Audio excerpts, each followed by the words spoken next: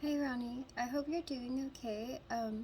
So yesterday I covered mostly chapter 1 with you on Dorian Gray. I'm not sure if you were able to get around to it, but if not, you can always go back to the first two videos before watching this one.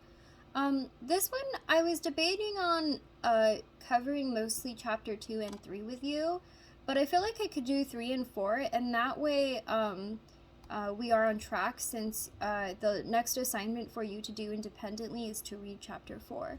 So if you haven't read chapter 4 yet, you can just refer back to this one, or you can just listen to the first part of this, which is about chapter 3, and then you can move on into chapter 4 after you've read it.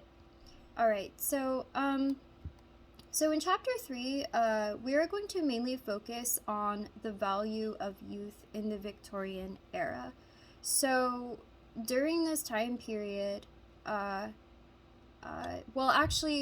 the Victorian period, there was actually a lot of inconsistencies with the views of youth, specifically in children. For example, there were many Victorians who actually saw children as a nuisance, specifically children who were impoverished.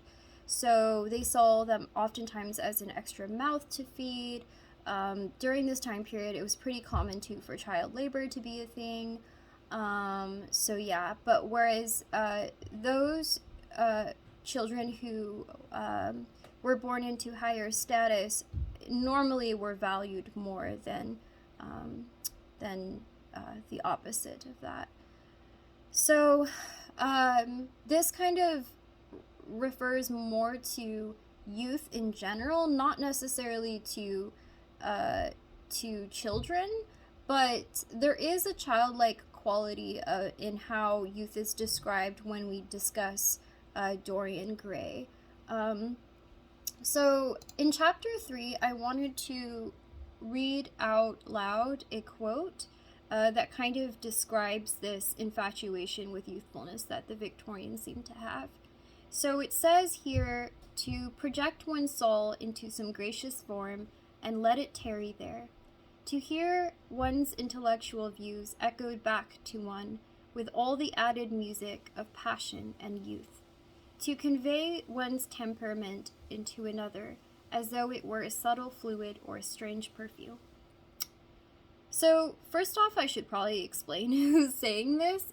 So Henry, or Harry, whatever you want to call him, Henry and Harry are actually the same. I believe it's Harry that is derived from Henry, which Harry is from Old English or Middle English. So they are the same name. But yeah, so Henry is saying this actually about Dorian. This is after the fact that he has now encountered Dorian, and we see that he starts to use Dorian as his own kind of like entertainment. Again, he is a hedonist. Harry is a hedonist, so it makes sense that he would take pleasure in seeing the reactions that Dorian has whenever he says, especially like the horrible things, right? We've seen a lot of that already in Harry, like his descriptions of women, his commentary on giving charity to those who are less fortunate, his thoughts on the value in marriage. He sees marriage as actually being very shallow, despite it being intended to be the opposite of that. So, yeah, he's a really interesting character, but he can also be very unlikable to a lot of readers. You can even see him as a unlikable character to like, if that makes sense. Like, he's very cynical, but there's also something intriguing about him in the way he sees the world. So in here, it sounds like he's saying that that Dorian represents what youth can be as a medium, as a tool. So again, I'll read it again. It says, to project one's soul into some gracious form, aka Dorian, and let it tarry there, to hear one's own intellectual views echoed back to one with all the added music of passion and youth, So he's referring to the way that Dorian reacts to uh, Harry's descriptions or his thoughts, seeing it conveyed back to him, but in the presence of his youth and beauty, is very fascinating to Henry. So he says to convey one's temperament or one's personality into another as though it were a subtle fluid or a strange perfume. It's almost like he's describing, instilling his own thoughts and ideas onto, projecting those thoughts and ideas onto Dorian, is like he's making his own concoction for his own pleasure and entertainment. So here, I feel like youth is being described as a filtered medium for the older generation's views, or anyone's views, to be expressed in a more aesthetically pleasing fashion, to mold and shape to their liking, which can be problematic. It's almost like he's saying, I want to like mold Dorian to think like me or be like me or be impacted in some way or form by my words, because it's interesting to see a youthful, beautiful person project what I am. So I hope that makes sense. But I can always share these slides as well with you if you'd like, where I wrote down these notes. Victorians definitely did have some infatuation with youthfulness and vitality, which is shown here. The youth were oftentimes seen as being untainted by age, and that corruption, which is oftentimes accompanied by age, is something they don't have, which is why they were considered graceful and pure sometimes. There's also musical instruments that are kind of a form of imagery in this quote to show, again, Henry's hedonism in using Dorian as an object of entertainment, because he says, oh, I didn't include that part of the quote, but there was a part that stood out to me where he kind of described Dorian as like an instrument that responded to him every time he thrummed it. Like every time he played with the instrument would answer back to him with its melodious tones. So he's describing him almost as if he is an object. And again, this is why I feel like even though Oscar Wilde definitely seemed to value and applaud the aesthetic movement, it also seemed like he allowed also for there to be negative criticism of it as well, specifically in how we see Henry. I don't know if he's necessarily a villain in this case, but he definitely says certain things that aren't really okay and are kind of horrible.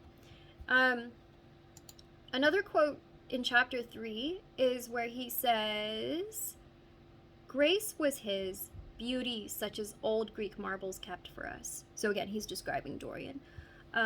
There was nothing that one could not do with him. He could be made a titan or a toy. So he can be moldable. He can be turned into anything. It sounds like Dorian is seen as a character that can be easily shaped or molded, especially since it seems like he's already got his grasp on him. For some reason, Dorian just feels this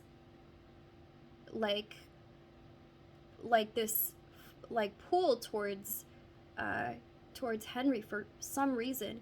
He even said somewhere in chapter 2, when we first see Dorian, he says in his inner thoughts, it's strange because I feel this gravitational pull almost to Henry, and I want to be more in his presence, and I feel so much more with him, despite spending way less time with him than with the painter, Basil. He, for some reason, feels more of this intrigue and this want to be in the presence of this guy he just met. And I think it's because Harry challenges him more. I think it's because he's allowed for him to, he's opened his eyes. He's kind of like I kind of almost see it as like if you're familiar with the story of Adam and Eve, it kind of reminds me of the tree of knowledge where Eve takes a bite of the forbidden fruit and then she suddenly has her eyes open. That's kind of what it reminds me of.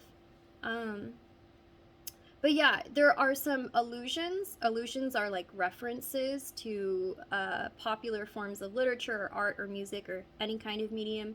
So there's an allusion to Greek art here because he says beauty such as old Greek marbles, which is a fitting allusion that Henry is giving to Dorian because if you have seen Greek sculptures, they obviously value human beauty a lot, especially their anatomy. Um, and so, similar to the Greeks, Victorians did value beauty. I mean, most cultures do. But not only that, the Greeks viewed beauty as actually specifically bodily beauty, but I think it can apply to beauty in general. But the Greeks actually saw beauty as an indicator that you had a beautiful mind. Your mind was also attractive, which I think is really funny because I feel like uh, in today's society, we oftentimes hear the saying, don't judge a book by its cover, but in this case, it's kind of the opposite. And it's funny because the Victorians actually had a very similar belief as well. In fact, the Victorians actually believed you can see into someone's heart, or you can see if a person was truly good or not. I think specifically in children, if the child had a bad face, quote unquote, bad face or a good face. There's actually an example of that in one of Charles Dickens' works, the author of Christmas Carol. He wrote a book called Oliver Twist, and it's about a very unfortunate boy who is born into poverty.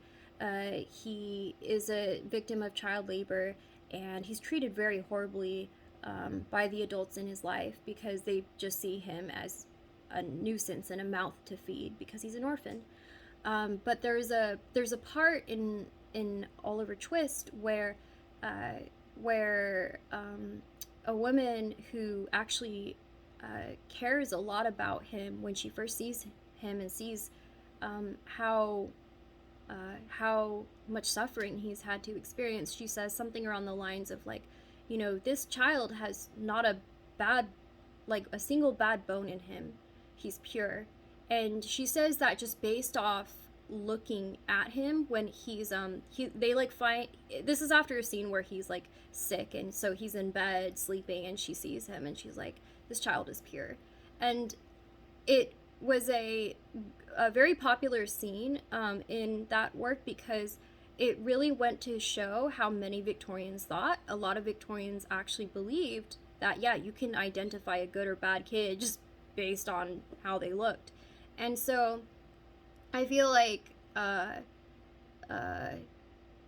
is kind of like the case a little bit in this as well in Dorian Gray, because Dorian is very well liked by everybody, really. So I realize this video is actually quite long, so I'm actually going to reserve the video on chapter 4 for the next time. So this will be it for now. I hope that helps. Feel free to also shoot an email or a message if you ever have any questions on anything I cover in these videos. Alright, see you later.